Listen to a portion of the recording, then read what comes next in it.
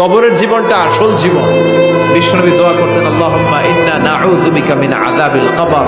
আল্লাহ, আমি আপনার কাছে কবরের আযাব থেকে পানাহ চাই, কবরের আযাব থেকে বাঁচতে চাই। এই কবরের মধ্যে অনেক ফিতনা হবে, অনেক সুয়াল হবে। কবরে প্রশ্ন আছে না নাই? কথা বলেন।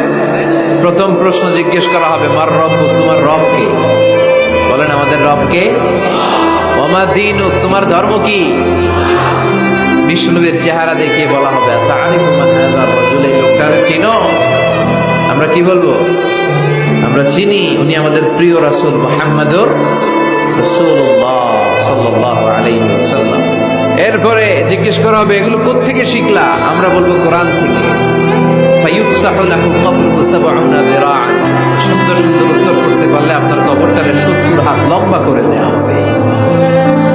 ইফতাহু লাহু বাবুন ইলাল জান্নাহ, জান্নাতের দিকে একটা দরজা লাগিয়ে